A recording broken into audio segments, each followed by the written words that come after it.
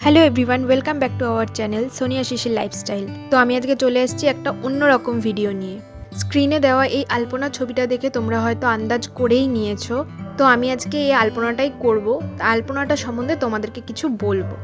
আসলে একদিন হঠাৎ করেই ফেসবুক ঘাঁটতে ঘাঁটতে এই আলপনাটা আমার চোখে পড়ে। তো আলপনাটা আমার খুব ভালো লেগে যায়। আমি একটু আধটু আঁকাবুকি জানি, তাই চেষ্টা করলাম যে আলপনাটা করার। এই আলপনাটা একটা ফেসবুক পেজ থেকেই নেওয়া, তবে পেজটার নাম আমার ঠিক মনে নেই।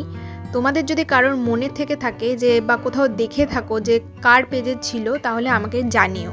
আমি চেষ্টা করেছি ওরকম করার, কারণ ওই পেজে প্রত্যেকটা আলপনাই খুব সুন্দর সুন্দর ছিল। তার মধ্যে থেকে আমি কয়েকটা স্ক্রিনশট মেরে রেখেছি। তো তার মধ্যে থেকে আমি একটা করেছি, আমার এটা খুব ভালো লেগেছে, সেই কারণে আমি এই আলপনাটা করেছি। তো চলো তাহলে তোমাদের সঙ্গে এই আলপনাটা শেয়ার করি। দেখো তোমাদের কীরকম লাগে, ভালো হয়েছে কিনা তোমরা অবশ্যই আমাকে কমেন্ট করে জানিও। আর তোমরা যদি এরকম ভালো লেগে থাকে আমার এই ভিডিওটা, আর তোমাদের যদি এরকম আলপনা আরও দেখতে তোমরা চাও, তাহলে আমাকে জানিও, আমি আরও চেষ্টা করব আলপনা করার। আমি আগের দিন রাতে পেন্সিল দিয়ে ওটা কিছুটা করে রেখেছিলাম, মানে আলপনাটা আমি করে রেখেছিলাম পেন্সিল দিয়ে। তো আমি পরের দিন এটা ফেব্রিক দিয়ে করেছি। এটা একটা ক্যামেলের ফেব্রিক দিয়ে আমি করেছি। এই আলপনাটা করতে মিনিমাম আমার 1 ঘন্টা মতো সময় লেগেছিল।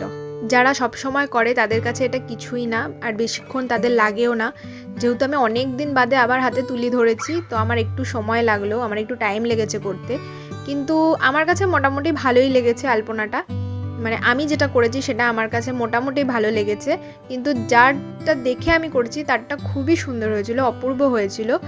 তো তোমাদের কাছে কীরকম লাগলো তোমরা আমাকে কমেন্ট করে জানিও। তো দেখা হচ্ছে নেক্সট ব্লগে, ততদিনের জন্য টাটা। সবাই ভালো থাকবেন, সুস্থ থাকবেন। Thank you.